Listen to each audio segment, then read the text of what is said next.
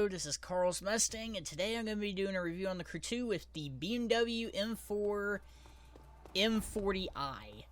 Now, I know people are going to be cracking Supra jokes, and I know there's going to be a lot of Supra liveries once a lot of people get a hold of this car, because we all know why.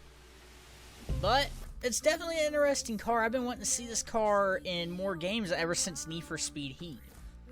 So it's nice to see it in this game. Now, it cost $336,000 with this season pass, so it's roughly 400 something thousand bucks without the season pass. And there is a bundle for it, which of course you pay with crew credits for that, and that gives you some vanity items to go with it, which I don't normally do that. I just go with the regular old car. Kind of like those wheels. And now I see you out on the track. Now I have the BMW Z4 fully upgraded.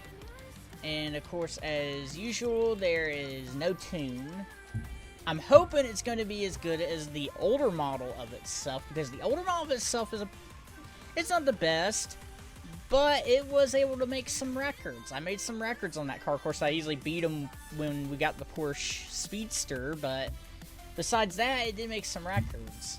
Now, the track we're going to be using today, they really need to improve loading times. And it's snowing, yay!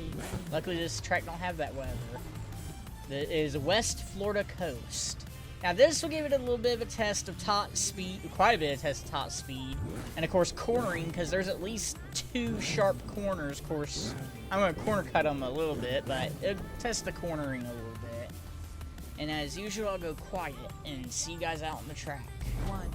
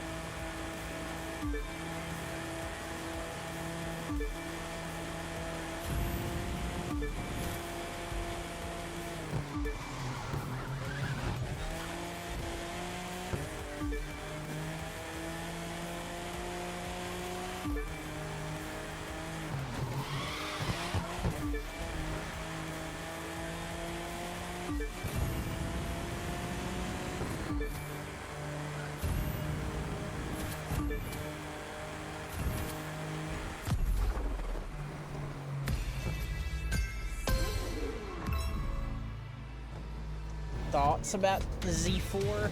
Now, the corner cut at the first part of that track, I didn't mean to do. The rest of them meant to do, that one I did not mean to do. But it's actually pretty good. I mean, I was surprised by what I was able to do. Now, it's not, it's kind of tough to tell right now because I don't have a tune on it. I think it could be PvP worthy. I don't know if it could challenge the Porsche Speedster or the Lamborghini Gallardo, because of course those two are the fastest cars in the game, it seems, when it comes to the street car class. But I think it could stand a chance if you're in a PvP session with people that aren't driving those cars. I mean, it could stand a chance against them, especially if they're crappy drivers. But this car is definitely interesting. It does sound pretty good. I love that sound. But will I say this car is worth buying? Yeah, I say it's gonna be worth buying, especially if they're gonna do a summit. You know they're gonna do a summit in the future that's gonna involve having this car, just like they did with that Porsche Speedster.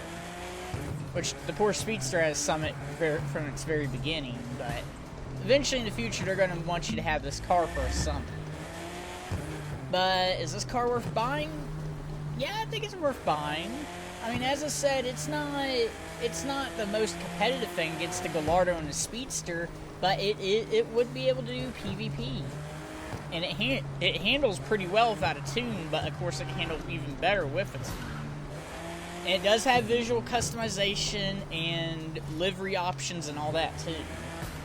So it's pretty much fully customizable when it comes to that point, and you can put many items on it. But that's all I really have for today's video, and I'll see you guys later in the next video.